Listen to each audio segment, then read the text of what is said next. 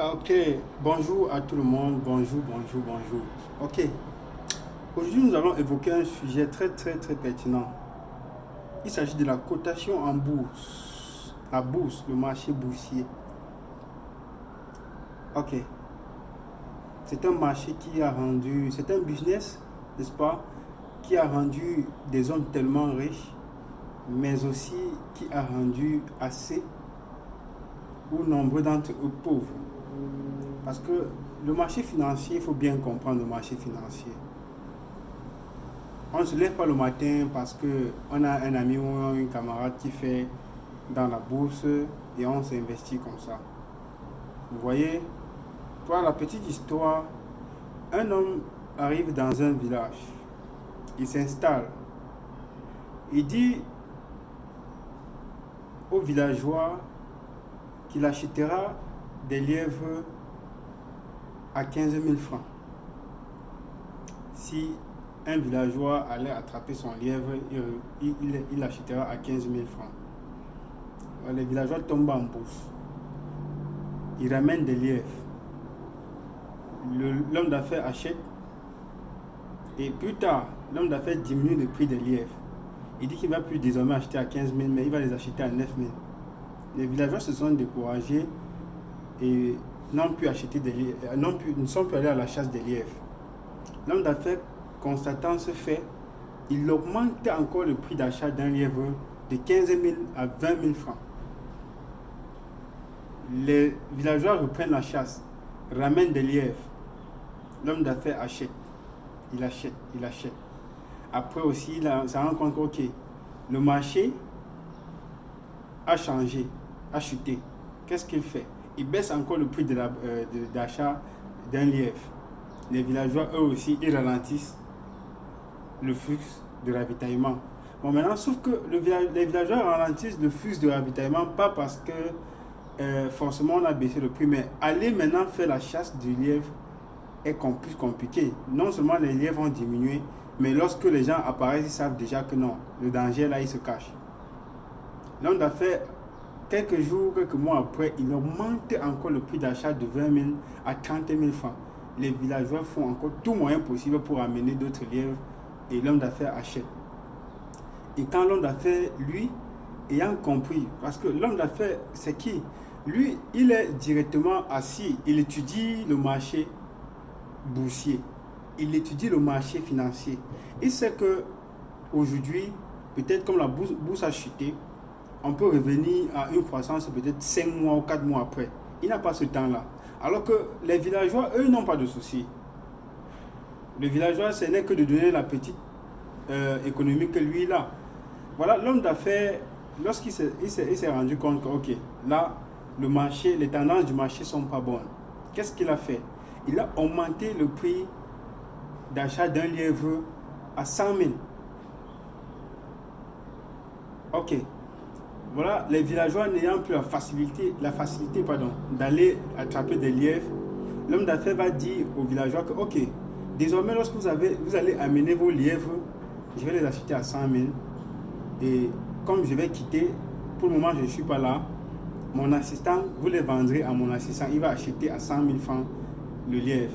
Bon, naturellement, l'homme d'affaires sait qu'il a comploté avec son assistant.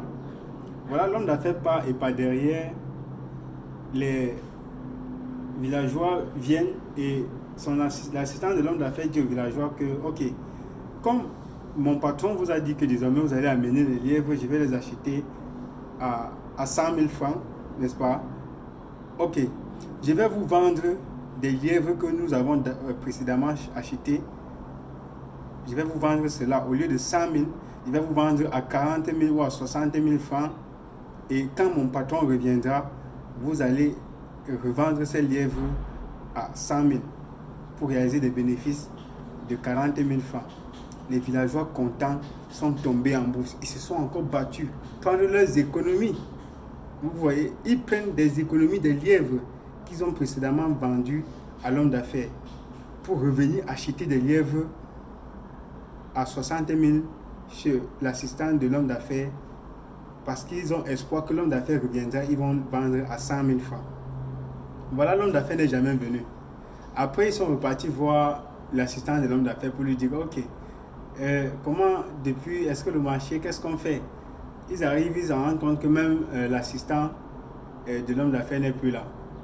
Je ne sais pas si on se comprend un peu. Les gars sont restés avec leurs lièvres. Les économies sont parties. Donc, ça explique un peu le schéma de la bourse, pardon, du marché financier. Parce que c'est un bon investissement, mais le conseil que je peux donner à mes frères, c'est que lorsque tu veux investir dans la bourse, il faut prendre tout ton temps, n'est-ce pas?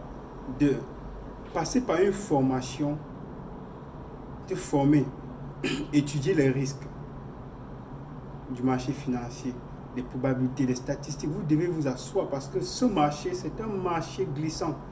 Ça peut te rendre du jour au lendemain millionnaire, milliardaire, mais sincèrement, c'est un marché qui demande des couilles. Donc, vous voyez,